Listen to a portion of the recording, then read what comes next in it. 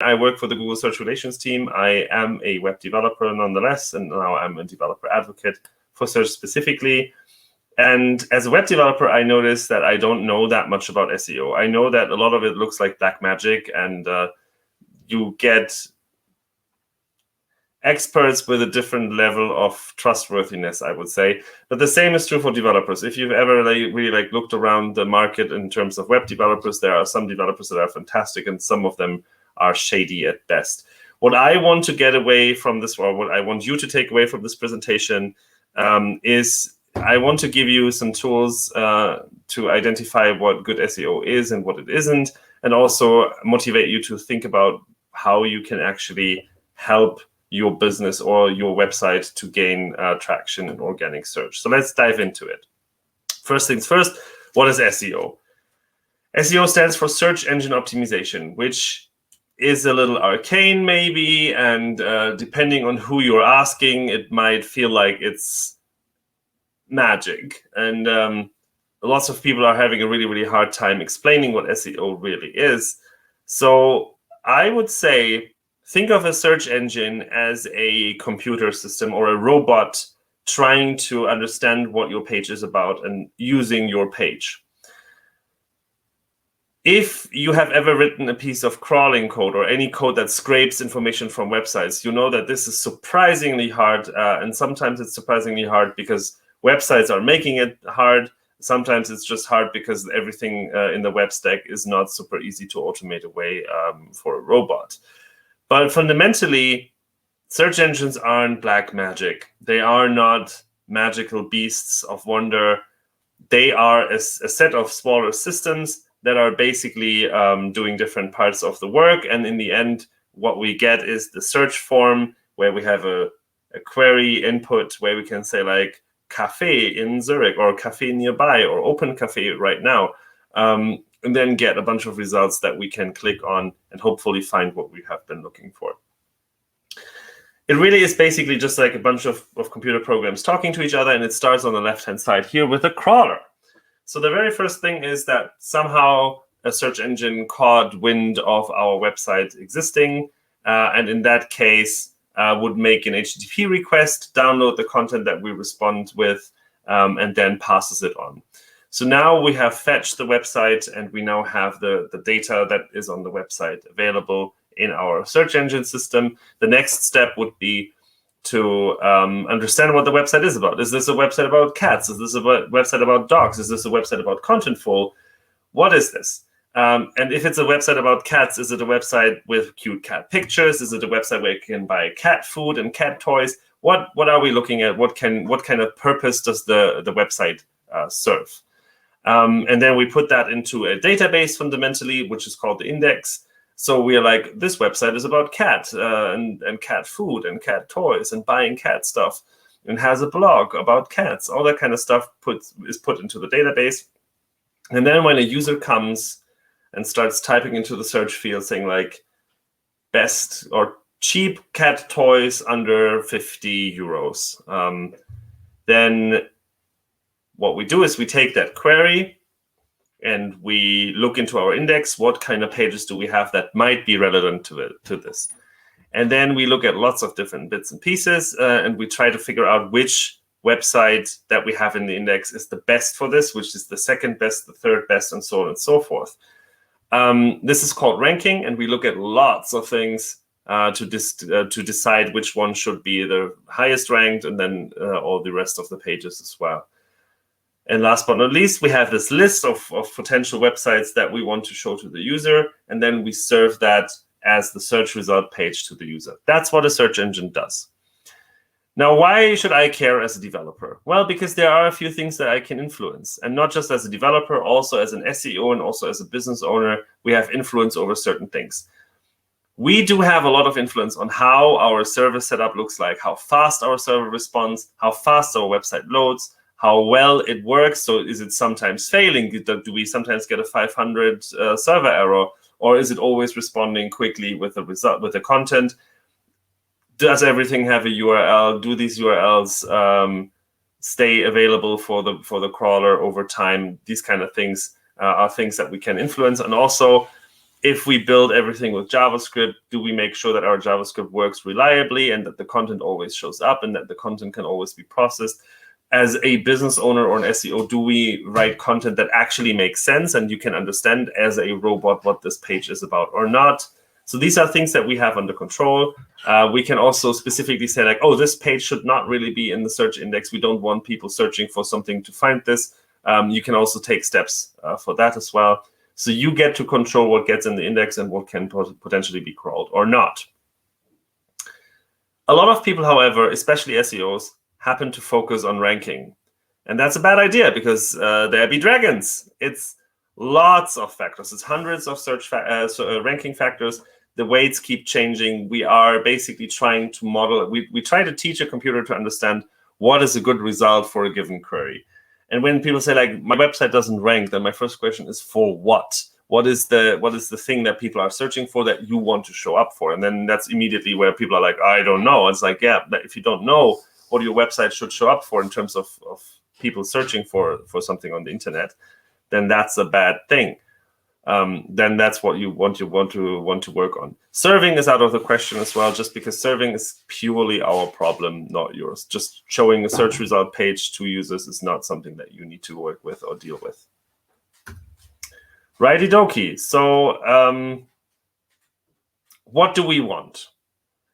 Well, we as web developers hopefully want users to find our content, because I at least build things for people to use them. If you're just excited about building a web page and then no one ever sees that web page, then that's a nice hobby, but that's not really something that you as a professional web developer should be interested in. And assuming that you are building websites for people to use them, you want them to find your content, your website, right? So that's your goal. You build something cool and then you want people to use it, for which people need to find it. What we want as Google Search is if you build a cool thing with useful information on it, like a really cool website with cat pictures, for instance, then we want to show that to users looking for cute cat pictures. If that's what you offer and that's what people want, then this should actually match on both sides, right? But so you only need users, search engines, and you. What do SEOs do then? Well, SEOs, or at least good SEOs, are there to help you make sure that you are meeting users searching for your stuff where they actually search for. So making sure that you have a content strategy, making sure that your content is reasonable, making sure that there are no technical issues that prevent the crawler or the indexer from actually understanding what's on the page and putting it in the index. So good SEOs are basically a guide that helps you, or are guides that help you making sure that there's nothing preventing the search engines from surfacing your content to users who might want to use your content. And when I say use your content, I basically mean it depends a little bit on what you're doing. If you are a company that sells products, you want people buying these products from you. If you're a company that sells training, you want people to buy the training from you. If you're a company that basically has a website that informs about products, then people can actually get the information about products and then act upon this information, be it going to your restaurant or ordering food or like considering different product options that you are recommending and selling elsewhere. So basically, we all are on the same page in terms of what we want. Sometimes there are SEOs that are basically just trying to game the search engine by tricking it into believing that this is good content. In the long term, this is never successful because our job as a search engine is to exactly find these bits and pieces and throw them out of the search results, because that's not what our users actually want.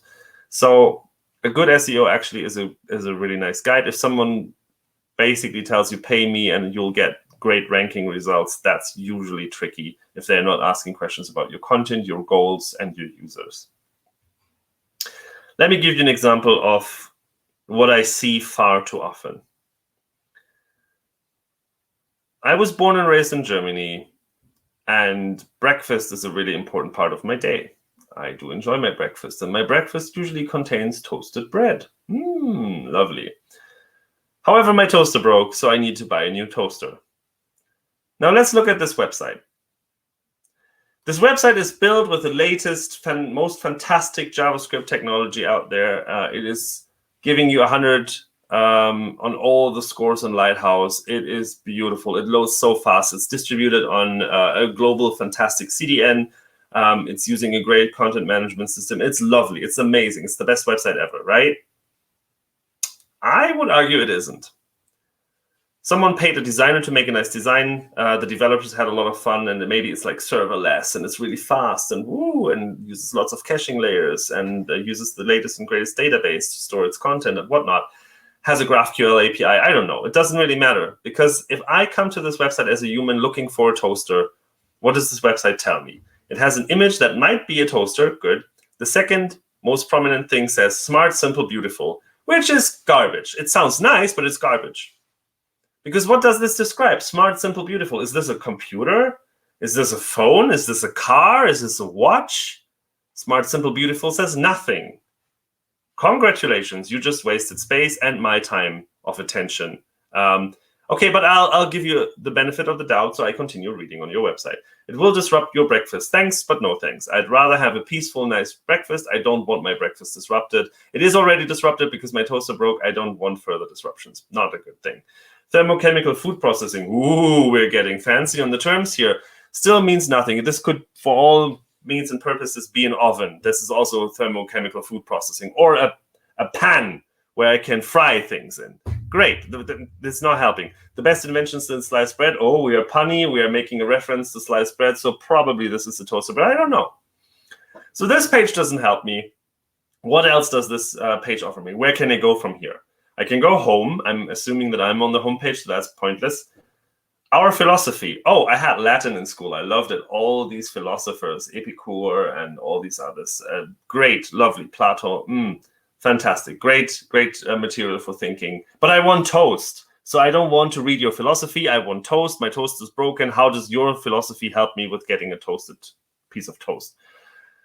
So this is apparently about the hot bread. Then there's the hot bread X10. I don't know what the hot bread is still, so I'm not going to click on that weird link. And then the call to action is join the movement, but I'm pretty happy with my religion. Thanks, but no thanks. I'd rather not join a movement. I just want to learn more about toasters. So the design is fantastic. The technology is fantastic. But what is with this content? This page does not tell me what the hell this is about. And if I, as a human being, have a hard time figuring out what the hell I'm looking at, can you imagine how hard it is for a computer to understand what the hell is happening there? It's impossible. This is not a good, helpful website. What do we need to change to make this a good website? Let's have a look at an alternative version of this. Bam! I come to this page. I look at the image. Not sure if it's a toaster. I look at the most prominent piece of text. The fastest toaster. Aha! This website is about the fastest toaster. Great. It offers me a toaster that never burns my toast again. Love it. Gets my toast faster. That sounds good. Try Toasty McToasterface. Okay, so this Toasty McToasterface is the fastest toaster. That's great. But what if I'm not sure which kind of toaster I need? I don't even know how to evaluate a toaster because I'm a nerd and I have spreadsheets and stuff, and I want to evaluate which toaster is the right toaster for me. How do I choose a toaster? Do I need the fastest toaster? Is a slower toaster better or potentially cheaper? Or what's the downside of a fast toaster? There must be downsides. There's always downsides. Everything is a trade-off. So what's the downside of a fast toaster? I don't know. So conveniently, there's a link that says how to choose a toaster. So they even tell me how I could potentially make my buying decision. That's awesome. And if it's not the fastest toaster that I want, I could click on our toasters and I see alternative toasters. Maybe there's a different toaster that helps me have a better breakfast or a more relaxed breakfast. I don't know. So there's options. Fantastic. And if I am just basically looking for a toaster just as quickly as possible, I can just click on buy a toaster and then I'm done. My task is off the list. I just wait for the toaster to arrive and I'll have nice breakfast again. Love it. Note that the design hasn't changed. The technology hasn't changed. But these two pages will perform very, very differently in search engines. And again, search engines are free sources of traffic, of people seeing your website. If I'm searching for a new toaster, this website will show up. This, probably not. So this website will get, this version of the website will get more eyeballs, more users coming to them from search. And search traffic is free traffic. You don't have to buy ads for it. You don't have to produce assets for it. It just happens to come to your website. Which of the two websites is yours? If you look at your company website, if you're a startup or a product company or a service company, which of the two does yours resemble? Very often I see this, and with a little bit of guidance, you can get out with a website like this. That's usually what also good SEOs help you with. If you are here, they tell you like, look, what are you trying to do? And then you're like, well, we're trying to sell toasters. And it's like, okay, why does this website not say toaster anywhere? Which is a legitimate question. This is a ridiculously, extremely clear example, but oftentimes it's less clear. I have been to so many business websites where I needed a certain thing, and then I come to the website and they're like, established in 1957, two brothers from Zurich decided that it's time to revolutionize the way we work. And I'm like, you are a pizza delivery service. Why don't you say pizza delivery? And how can I actually order pizzas here? Oh, it's the phone number on the bottom of the page. I actually have to call you like Savage from 100 years ago. Right?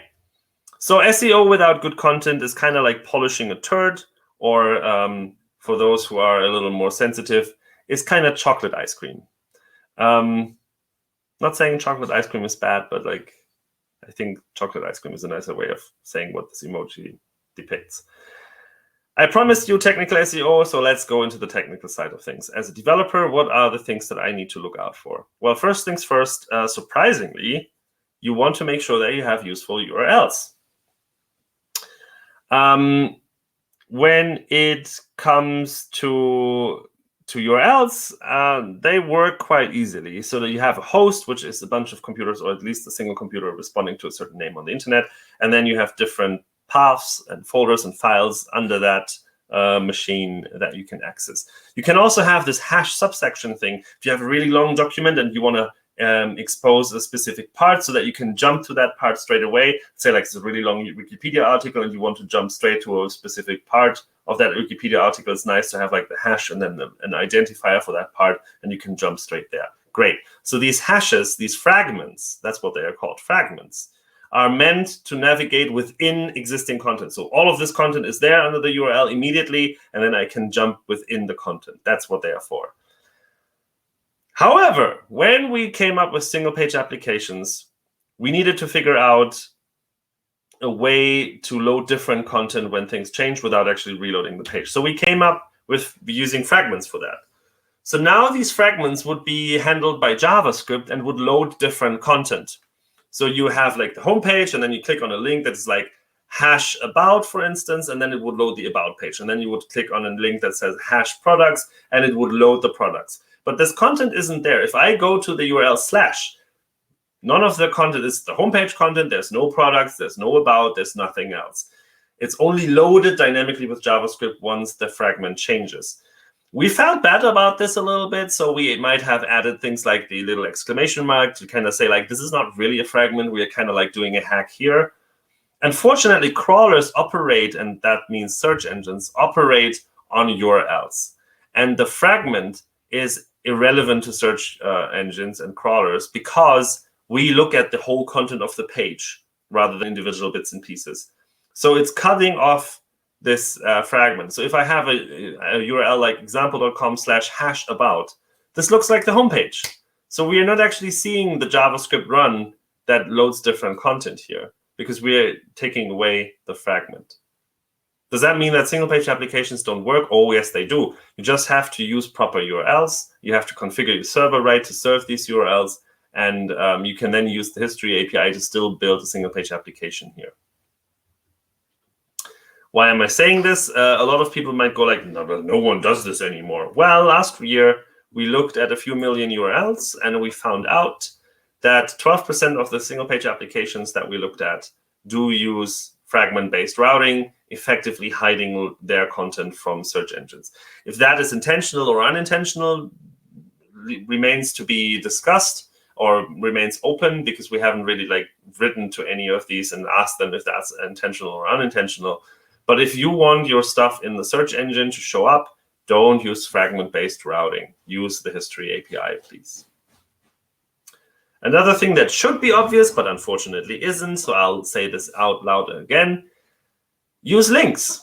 I know, wild concept, this super new hot feature of the web that's called a link. It's wild, isn't it? A link is a link tag, an A tag with an href attribute that has a URL that I could potentially make an HTTP request to. Sure, /stuff isn't really a URL that I can make a request to, but it's automatically prefixed with if it's on example.com, this would be example.com/stuff. Cool. If it has a click handler that intercepts this and does some single page application-y behavior with JavaScript, that's fine. We don't care. Doesn't matter. It still is a link. It still has a target where it goes. Super amazing. That's lovely. That's exactly what we need, because we extract this URL from the href and we put it in a queue, and eventually an HTTP request is made to that URL. What about this one? No URL. This is a link, but it goes nowhere as far as we're concerned. It does something on click. Great. Googlebot and other crawlers don't click on your stuff. We look for URLs. There's no URL here, so we'll skip this link. We'll not see this link.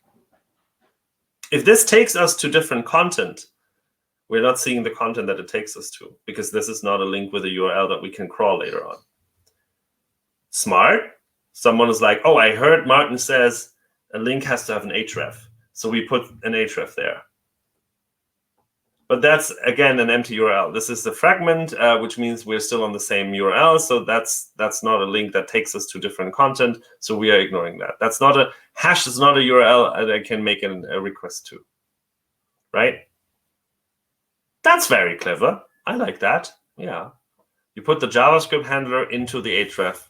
Lovely. How do I make an HTTP call to JavaScript : go to stuff? I don't. It doesn't work. This is, again, a broken link. Well done. That's not a link. That's a button. If it does something on the current page, like submit a form or put something into the card or whatever, that's a button. Very well done. If it takes me to a different piece of content, that should be a link. If it moves me somewhere else to a different URL, make that a link. And that's the worst thing you can do. I mean, it doesn't matter if it's a div or something else, a p, a span, it doesn't matter.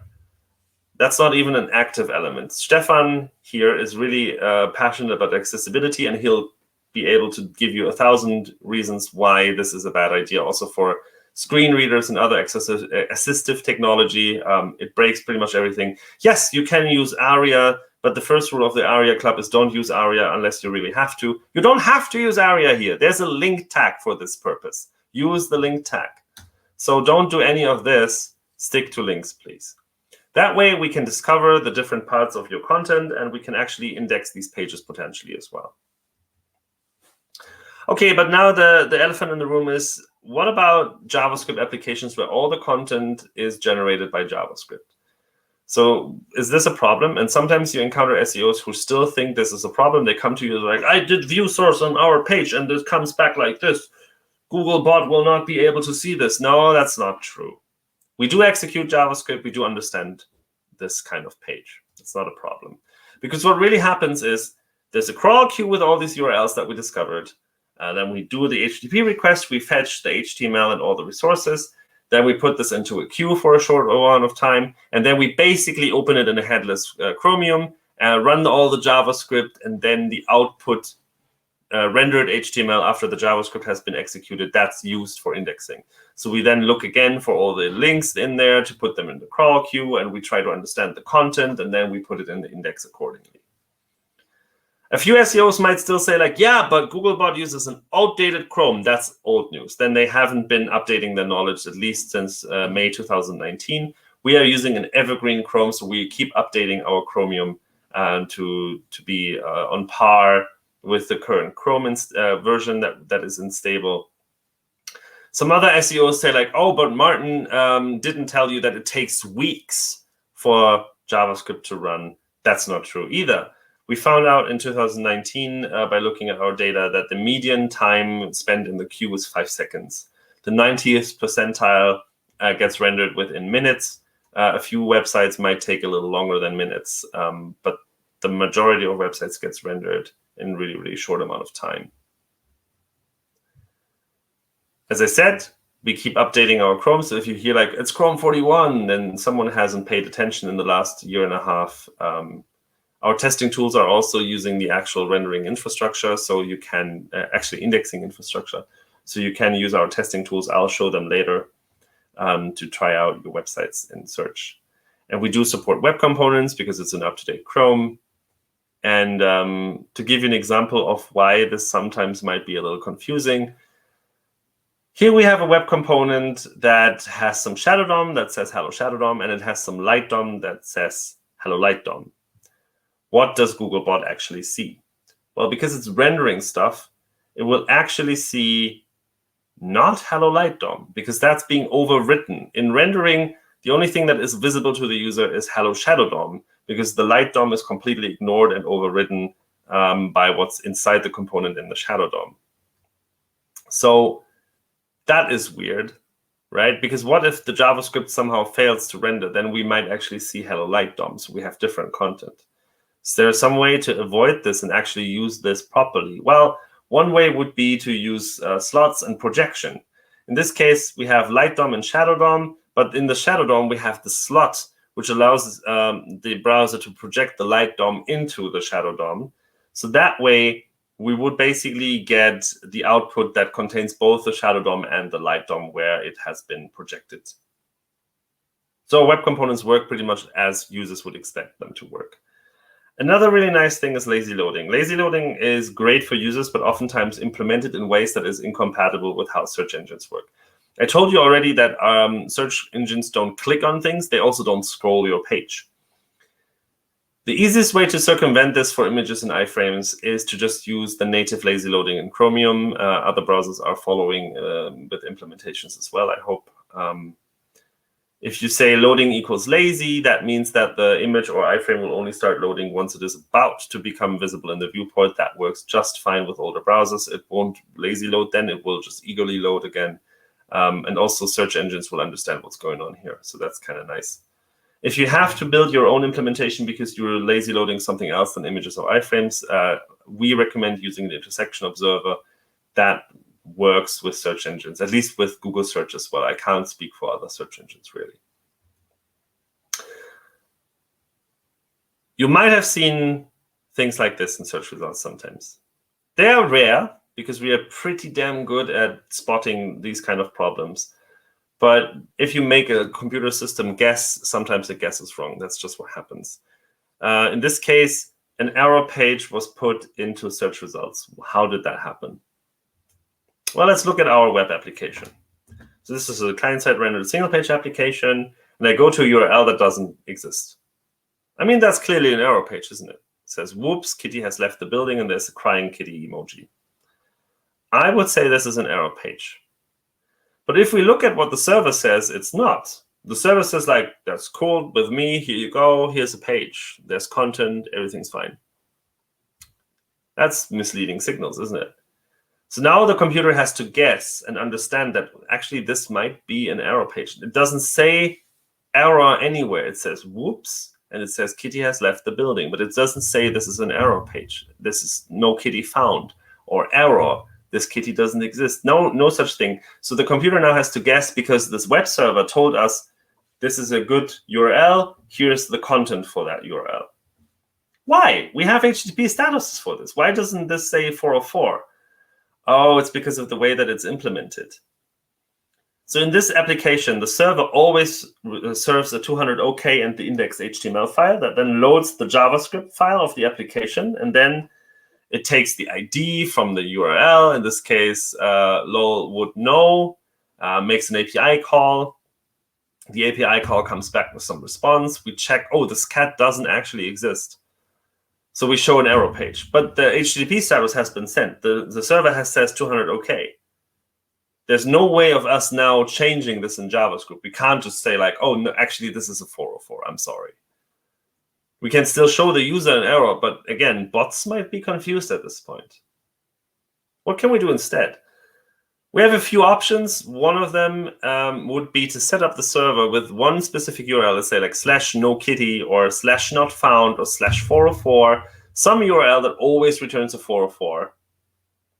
And then if we run into the error condition, we are actually using a JavaScript redirect to point the user and the bot to a page that says 404 and then shows an error page. In this case, the browser, the crawler, the bot, goes to this URL. The JavaScript redirects the bot to the 404 URL. And it's like, okay, so this URL is a redirection of this, and this URL does not exist. So the page is an error page. We don't put this in the index. There's other ways of doing this, but that's one of the ways to deal with this cleanly. Okay, I think I have taken enough of your time. I don't want to take more of your time now. If you want to learn more, we have the JavaScript SEO Basics guide at goo.gle/js-seo-basics. We also have a video series that goes into a little more detail. Season 1 is out. Season 2 is about to come at js-seo-videos if you want to learn more about these kind of things and like things that you want to look out for. I already hinted at, you should test your pages and that there's testing tools. Testing tools help you catch these problems, hopefully in development or on staging instead of in production. Because if something happens in production, it can take a few days until we revisit your page and fix that error for you. So you want to test early and you want to test often. How can you test things? Well, the easiest test is to go to the mobile-friendly test. Besides telling you if a page is mobile-friendly or not, it also allows you to see what kind of resources have been fetched, if they have been fetched successfully, and you see the rendered HTML. Ignore the screenshot. The screenshot is a nice, like, for a quick smoke test. You can look if there's smoke on this, if there's a problem on the screenshot. That's something that you want to investigate further. But more importantly is the rendered HTML. If you look at the HTML, you see what we are using for indexing. That's the HTML that goes into the indexing pipeline. If you want instead to monitor your entire page and see errors if they do occur in production, you can use the free Search Console. Verify that you own a domain and you get these reports. And in the reports, you see the problems that we might run into. You can test if the problem persists in the live page, what we have seen when we indexed it, and you get more tips and tricks on what to improve and make differently or do differently in order to perform better. It has all sorts of different reports and bits and pieces in there, so definitely check that out. It's free. You don't lose anything on using Google Search Console. So summarizing these, mobile-friendly test is pretty much your go-to tool to quickly test if a URL works or doesn't work. If you want to test and monitor your entire production site, then Search Console is the right tool for that. If you're interested in structured data and rich results, then definitely check out the rich results test. That is also a really good tool to see what we can extract from your website. And with that, I'd like to say thank you very much for your attention. I hope you build cool stuff and that you are not falling for bad SEO tactics anymore. Thank you.